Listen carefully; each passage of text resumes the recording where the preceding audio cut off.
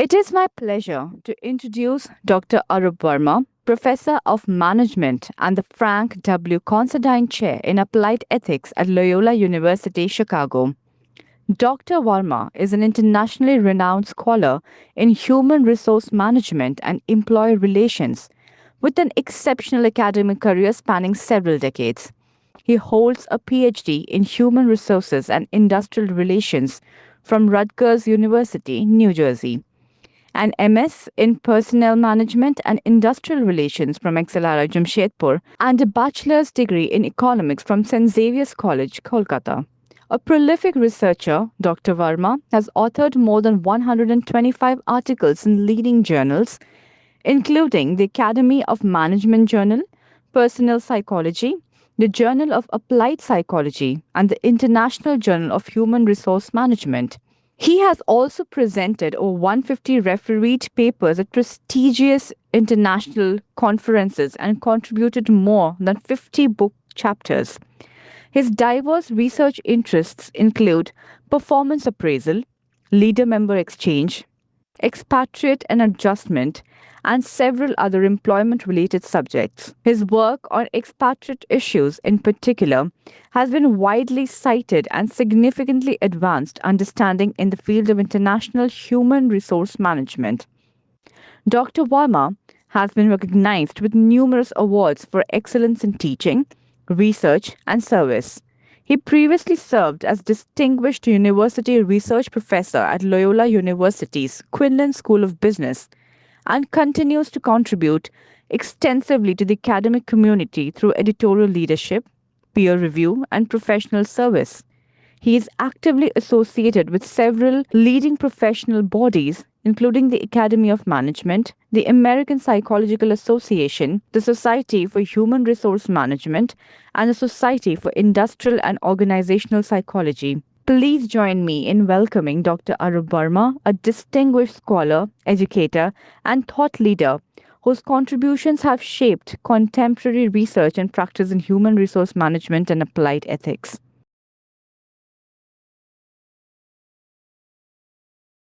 So today we are having this interview with Professor Arup Varma, and this is regarding the special issue, the future of work around the world, implications for human resource management. So my first question to you, sir, would be, management and labor studies has started this series of special issues, right? So what made you choose this particular topic? Thank you. Very pleased to be here and very happy to be involved with any activity at XLRI and MLS. For this special issue, my co-editors Fabian Fruge and Ying Chang and I spoke about what topic we should pick.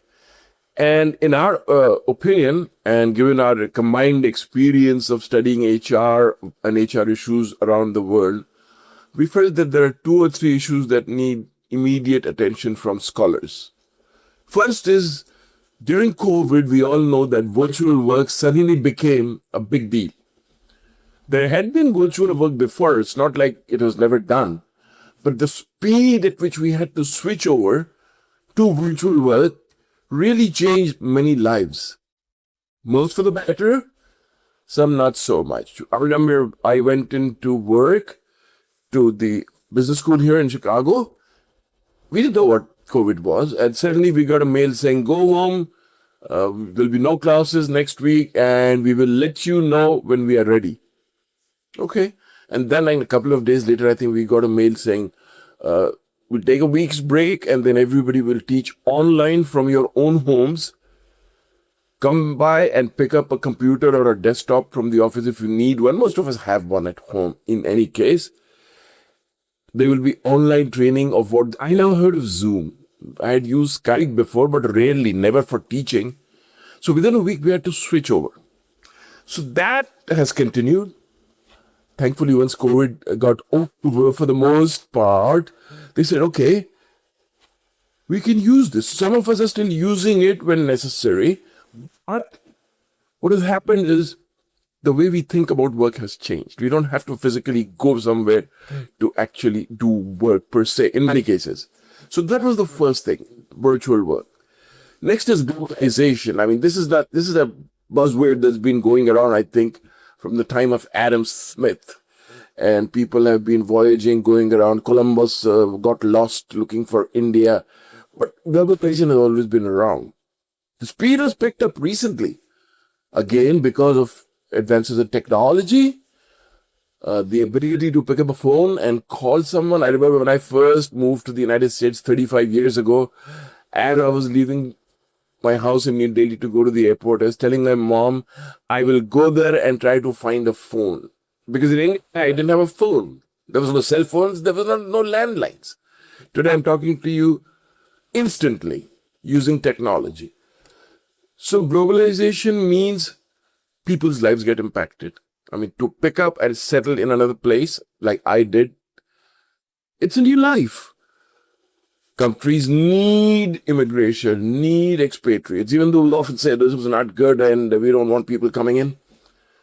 And relatedly, the conflicts that are going on in the world, we're speaking now in April of 2026. We know there are several global conflicts, but there's always conflict. The end result of a conflict is there'll be migration because people will lose jobs, people will lose the ability to survive, so people will move. So all of these combined, we thought, what better way to think about HR as a field is not static. With all due respect, mathematics, there are developments, but 2 plus 2 will always stay for the foreseeable future. For us, we can't say what will happen tomorrow. And everything that happens, and in the field of HR will impact people. So we thought this is the best time, and what better platform to use than a journal that's been around for 50 years from a school that is incredible and one of the top schools in the world. I'm a graduate, so I'm very proud. So there you go. Okay, Prof. So, sir, in your view, what are the most critical forces currently transforming work globally? So first, in terms of global work around the globe, what is happening is because of the advances in technology, because of migration, because of globalization, the way we see work is changing. So the traditional definition when we think of work, somebody shows up at the office at 8:30 a.m. or 9:30 a.m., she sits down at her desk or she goes to the machine or he to work to the pay. That meaning has changed completely. So the forces meaning the availability of technology. So if you think about artificial intelligence, AI is the latest thing. I mean, it's technology, but it's at a much higher level. It has completely changed how we do things. And the speed at which it's evolving, we don't even know where it's going. We definitely don't know. Most of us don't even know what it encompasses. We're using it, we're talking about it, we're studying it. It will have an impact. Large corporations are again starting huge layoffs. Recently, a large company laid off 30,000 people in one go through an email. So we will really have to think about where can we use AI profitably. So in surgery, in the medical field, AI can have a huge positive impact because now we are able to analyze copious amounts of data to make good decisions. But it's still opaque. We don't know what's going on behind the scenes in that algorithm. So we will have to be careful how we use it. Same thing with people-based decisions in HR, within organizations. Globally, they're rushing in to use AI to do performance management. But while they feel more confident in their decisions because, well, it's a technology-based thing, it's not a person, so there's no bias. But what went into that algorithm is still coming from people. So I would say AI is the biggest one right now that we need to watch to the degree that we can understand it, control it, and make sure that we're using it for the right reasons. And this is also having these like how much AI can be used in the papers that are coming to us. What is the AI check and everything? Because nowadays, for even scholarly craft, people are using AI. So are they using AI like somebody that they're writing with? Are they completely using it? Is the idea original? I think all of these questions comes in play when we're talking about AI, and it's a way of taking information, helping us, utilize all the information, bring it in one place, and also writing very proficiently. I'm getting bad up. I was hesitant, but yes, this is something that I have been worried about, concerned with.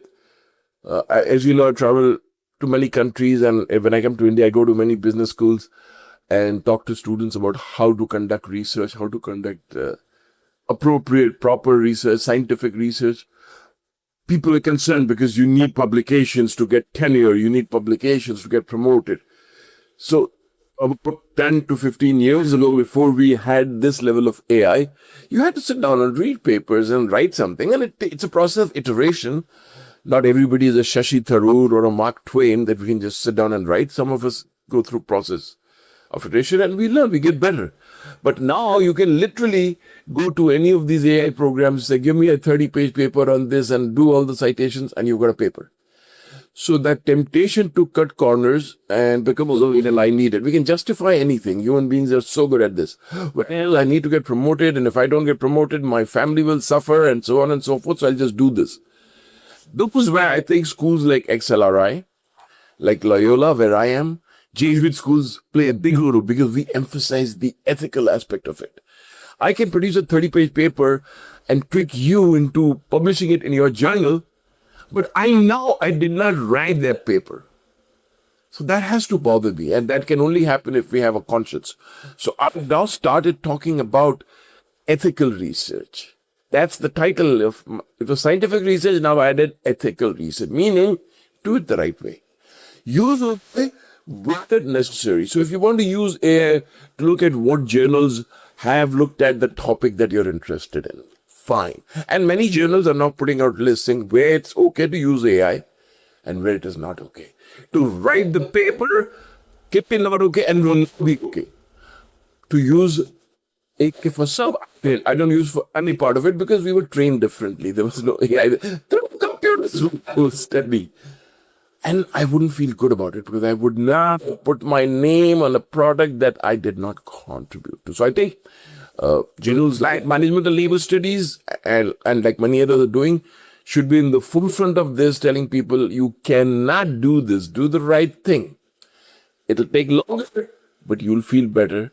And that's the right thing to do. Management and Labor Studies has always stood up for ethical research and publications. It's one of our biggest USPs that we conduct ethical research and the papers over here are done very rigorously.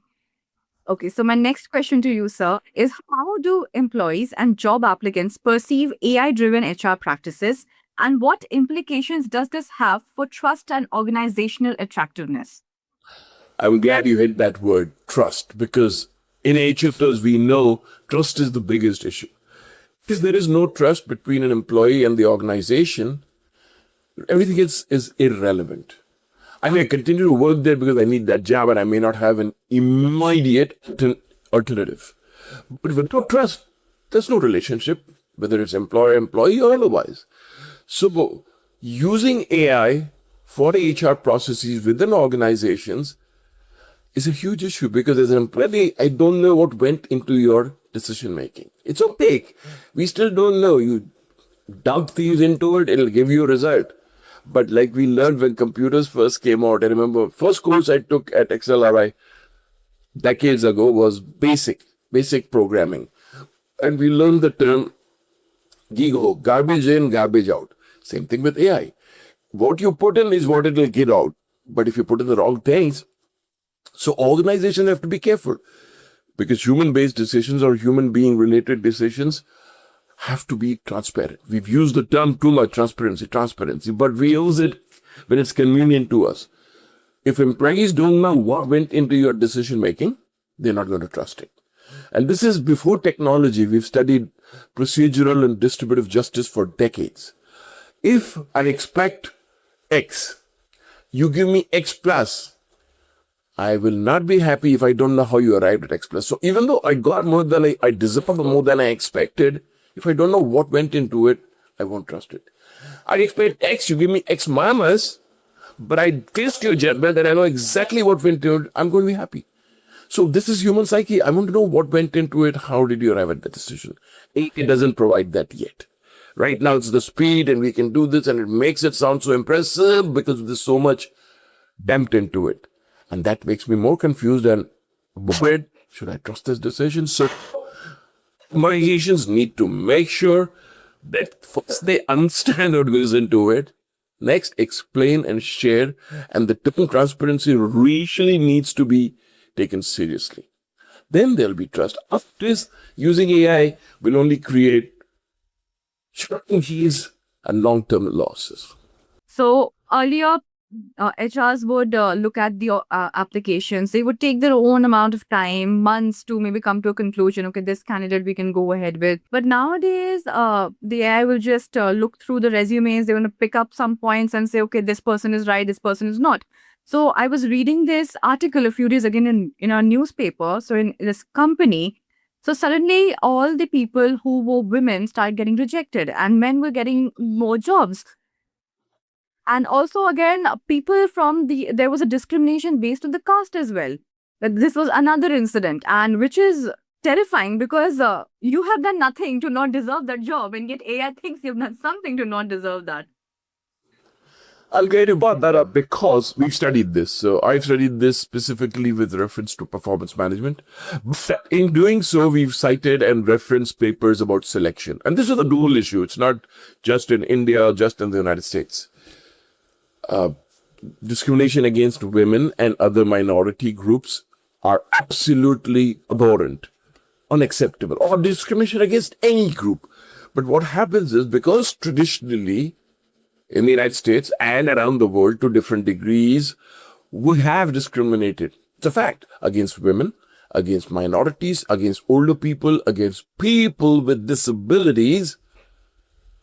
That continues.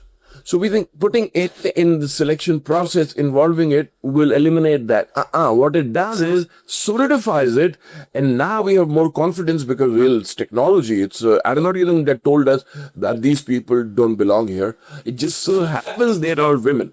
Well, is that happening? Because in the past, that's what we've done. And AI picks up the chatter around the organization, around the globe. That's where it picks up. So we're reinforcing poor behavior from the past, but now using technology to justify it rather than saying, no, let's start afresh. Everybody should be given a fair opportunity to compete for the position. So I've already brought that up. That's absolutely true. And the only way to do that is to consciously chip away. You know, we human beings and processes, we tend to calcify, we tend to solidify. This is happening. The way it's done it. If it ain't broke, why fix it? Something need to be broken, need to be chipped away completely, start afresh, so that we can do the right thing. We know what the right thing is. The discrimination doesn't happen automatically. It happens most of the time deliberately because we see, we don't want these people, we don't want these people, and then we try to find ways to justify it. Now let's make sure that we use technology to chip away at that, not to solidify it. Thank you. Do you think gig work creates new inequalities between different workforce groups, particularly those with varying personal responsibilities? Gig work is good. It's a new way of work. And let's put it this way. It's always been around, but now we have a term for it so people can study it, people can try to understand it. Good. I grew up in Kolkata in India, and we had what we called maids coming to our place. And one maid would come for 15 minutes to an hour, depending on what the work was. And then she would go to 6 other houses. She would clean the utensils and help my mom cook, or she would prep the onions and tomatoes and masala. And my mom would give her the seal and loha, and she'd get the masala ready and go. And then she'd go to another house and another house. So that was gig work. And then one day when she didn't show up, then my mom had to scurry around because there were 3 of us kids and my dad and the dog, and everybody needed attention. So it was gig work. We had washermen who would come take the clothes. He had no proper organization or setup or infrastructure. A little cart temporarily placed outside somebody's house with permission, at night parked inside their house, and in the morning he would, and on rainy days he would have trouble. So it's always been around. What is happening now is it's more structured, and because of the availability of technology, I mean, you can use your cell phone now to order food that will show up in 8-10 minutes. In the world, and India especially, I mean, all these companies have come up that are providing these services. So it is a good thing. to begin with, because it's created a new sort of employment. Young people, college-going boys and girls who can spare some time because they may have classes only in the morning, earn a little bit of money, help the family, help themselves. But it is leaving out whole groups. So some jobs that might have been done earlier by people with disabilities now will not be, because they may not be able to actually get onto a bike and ride the bike in 8 minutes. Earlier they could participate in that. Ladies who are at home because they're taking care of small children or infants cannot participate in this. So gig work is good in one way, but like any other employment, it's eliminating, leaving out certain groups. Because the people that are participating in gig work, some kind of gig work, also have to start thinking about it. They don't have long-term benefits. Companies hire them for how long they're needed, and then let them go. So from a company perspective, it's good because they're saving a lot of money. But there's no loyalty. If I'm going to work with you for only 3 months, I don't need to get to know so much about the corporation. I'll do the job and I'll go on to another job. So the benefits of loyalty that we've studied for such a long time, and many companies talk about, I'm an ex-company employee for life, that's gone. So it has benefits, both pros and cons. I think the responsibility lies with corporations and with governments to step in and ensure that people are not taken advantage of. So, Zomato and Swiggy both have started this initiative of hiring people who are disabled. And so there was this one incident that I get a call from Swiggy. I've placed this order. I get a call, and it never happens because usually the order is confirmed and there's a message, and that is all that we get.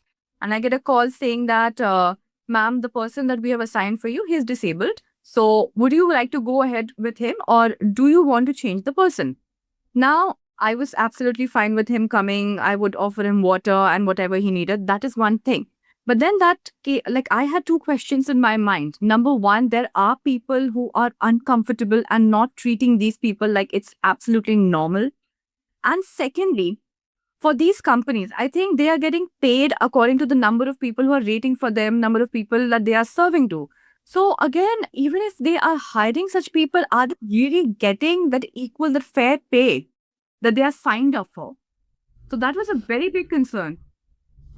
Yeah, this is a very tricky subject because it's very sensitive. On the one hand, I think it sounds very good that the company is checking with the customer that, hey, is it okay with you?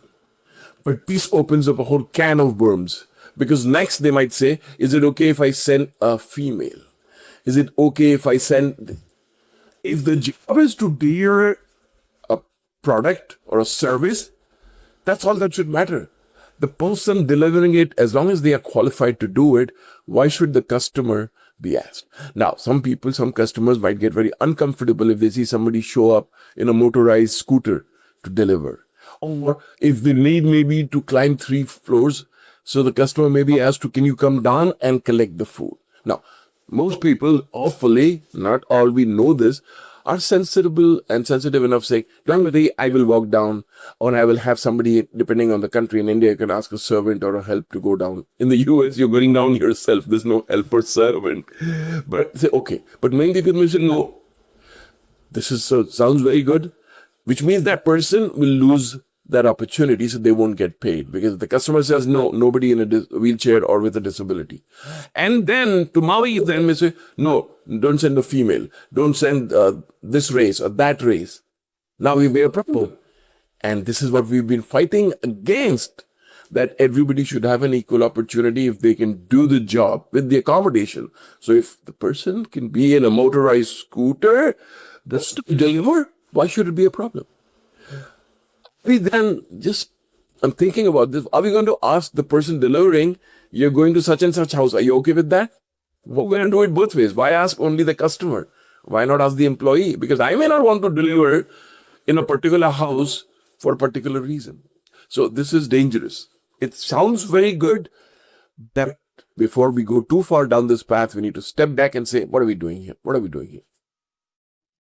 Do you think that the changing nature of work disproportionately impacts vulnerable groups such as women or people with disabilities or migrant workers? This is a continuing thing. You're right. So I'm glad you said the changing nature of work, not just now.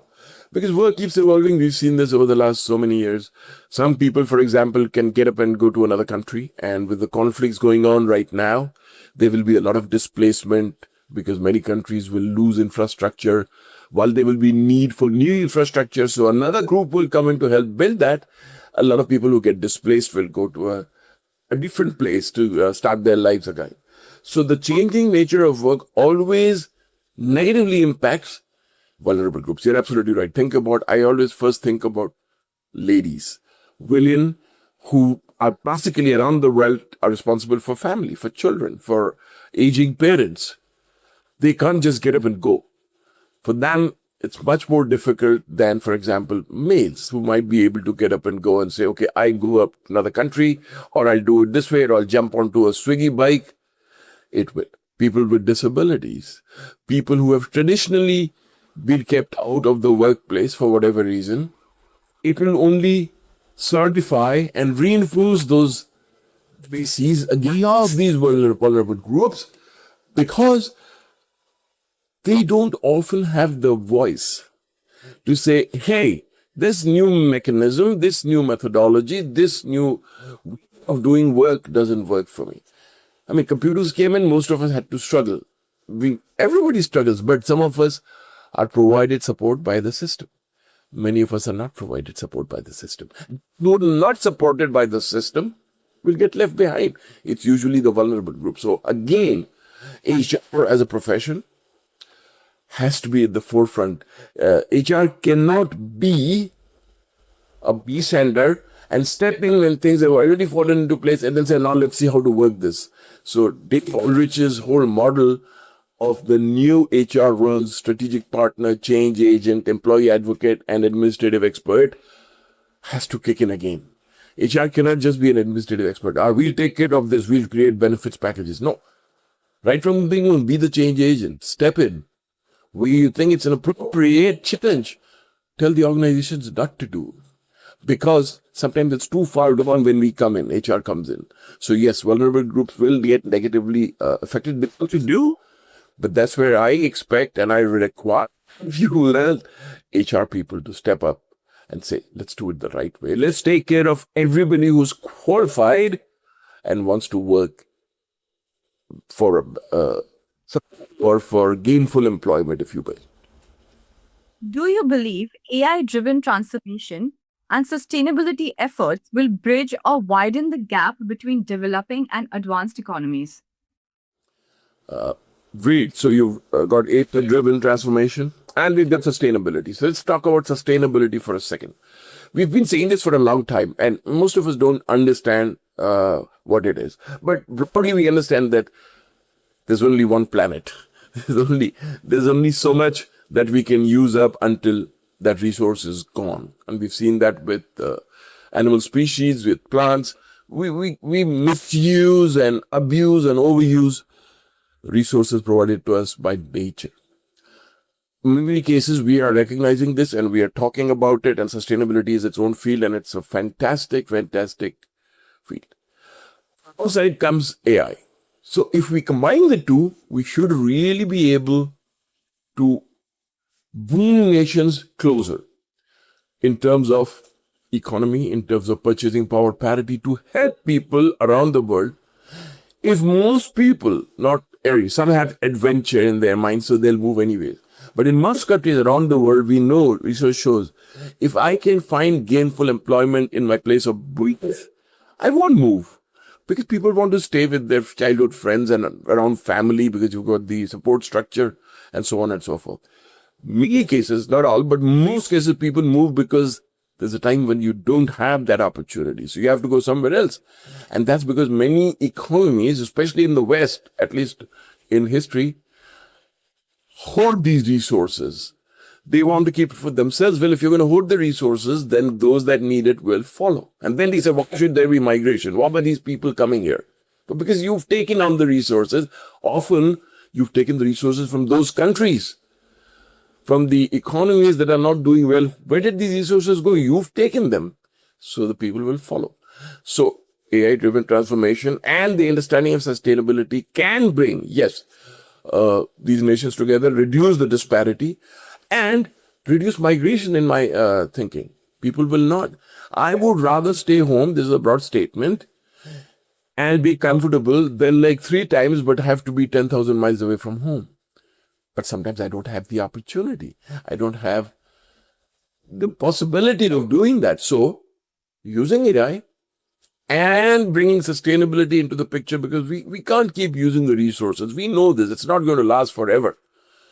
If all the nations, I mean, the UN keeps talking about it. They've got the charter countries, and they're not doing things. I'm not saying they're not. I mean, look at electric cars, the number of electric cars.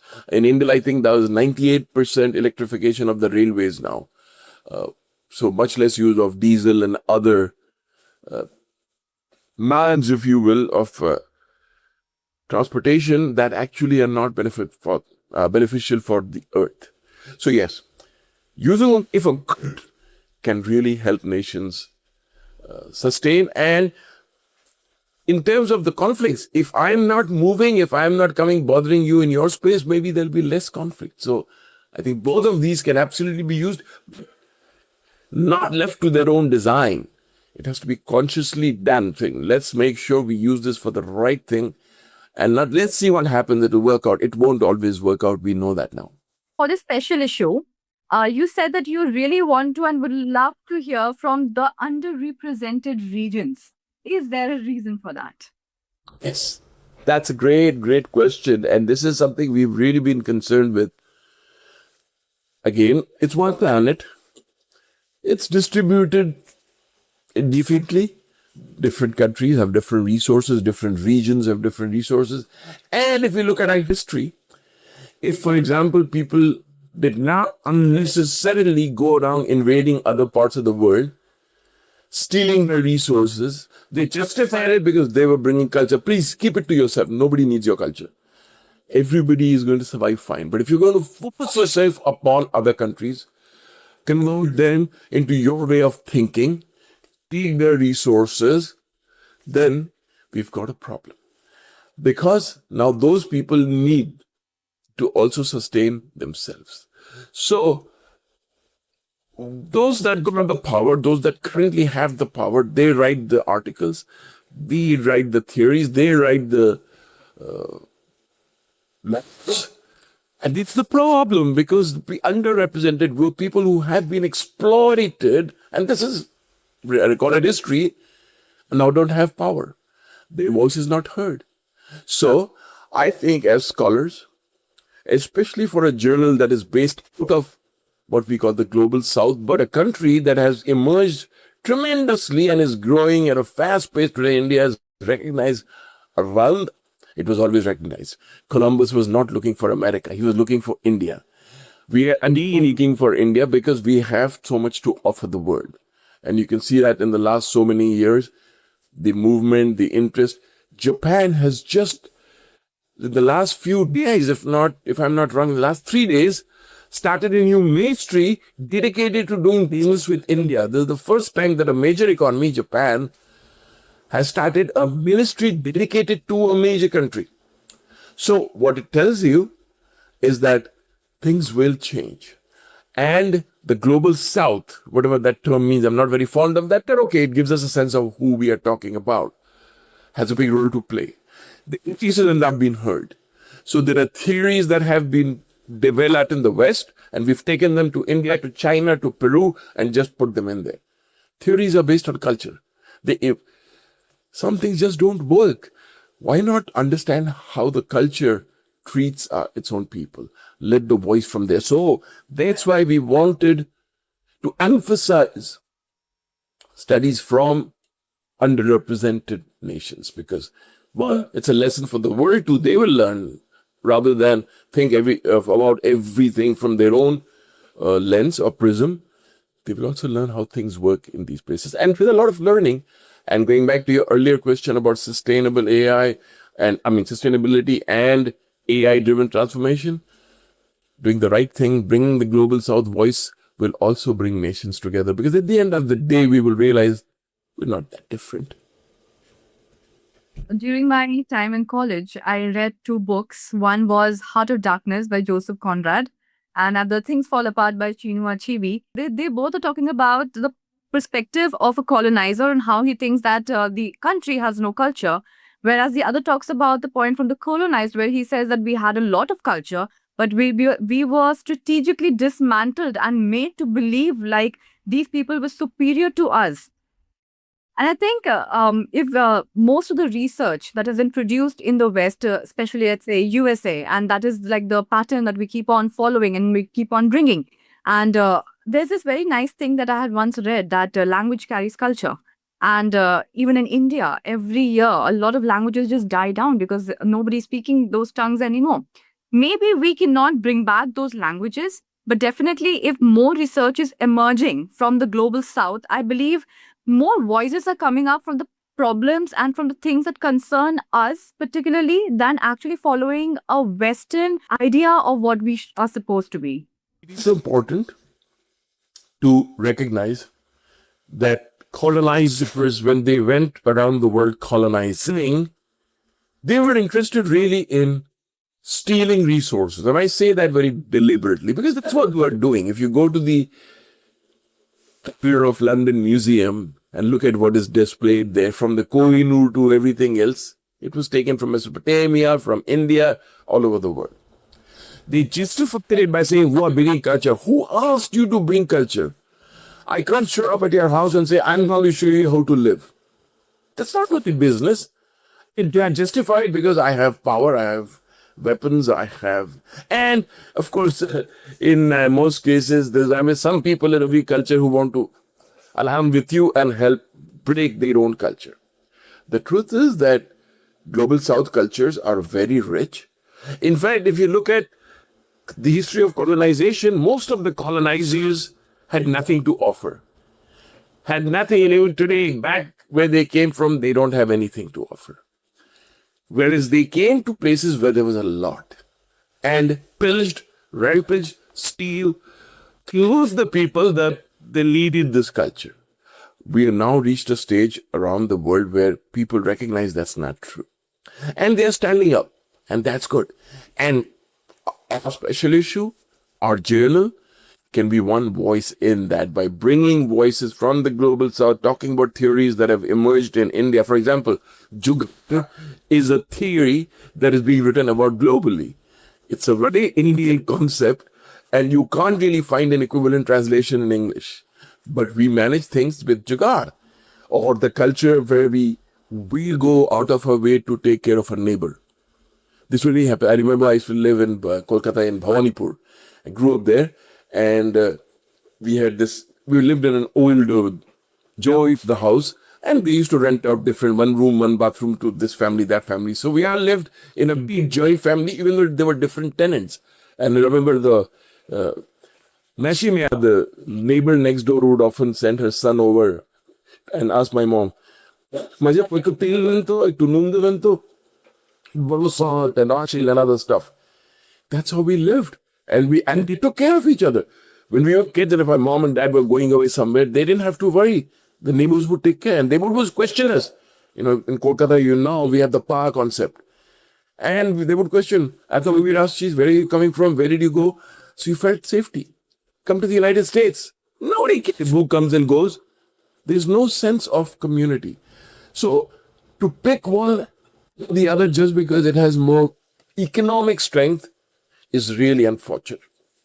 It's important to understand, and it's important to give a voice to the global south, to countries that have been traditionally colonized, because it's time, in my thinking, for reverse colonization. Not in the same way, but telling them, listen, this is what we had to offer. And I always say, why did colonizers go around? Because I had something to offer. Now, the notion that we came because you needed me, thank you. Goodbye. Please, that's not acceptable. So what is your vision for management and labor studies, and how do you think this journal can play an important role in shaping the future of work? Yeah. From there, that's a good question to sort of start to wrap up on. Management and labor studies, as you know, has been around for a long time. I've published in that. I've reviewed for this journal. I've now joined the advisory board. this is a good journal that I think has not received the proper exposure that it needed, because it takes effort and a lot of effort and a lot of funds. And I'm very pleased to know that XLRI now has funds to invest in the journal, which will not always have been the case. And that's perfectly understandable. Given that this journal is based out of a world-class institution, this is clearly known and true. Given that it's based out of India, which is a strong emerging nation, I think very soon we'll have to stop saying that, because we are not just emerging, we are tiny things that are taking us right there. Our economy has grown tremendously in the last few years. I think this journal can be the voice of the global South, at least the voices of the global South. And scholars who participate in this journal, editors, reviewers, everybody who's working with this journal, marketing managers who are publicizing this journal, I think together we can all help to bring the voice of the global South through this journal. My vision for this is 5 years from now, 10 years from now, maybe sooner, maybe later, around the world, when people say, what's going on in India? Let's pick up MLS. Other things, sure, but let's pick up MLS. Today, what happens when in India and other countries around the world, people want to know what's happening in business, they want to pick up Harvard Business Review. HBR is the voice, and because it takes articles, academic articles, and writes them in practitioner language and presents them, and people often look, let's see what's going on there. That's one example. There's so many. How about the reverse? What can't people say, what's going on in India? Let's pick up MLS. And it can grow. That would be an ideal role for MLS to play. And I do believe it can play it. I think we are at the precipice, the cusp of going into that role. Thank you so much, sir. Thank you so much for giving your time. Absolutely. My pleasure. And all the best to you, to MLS, to XLRI. And thank you again for inviting me. And I'm sure that my co-editors, Fabian and Ying, who your team are also talking to, will give different perspectives. And together, I think we can make MLS a great journal at a great school run by great people.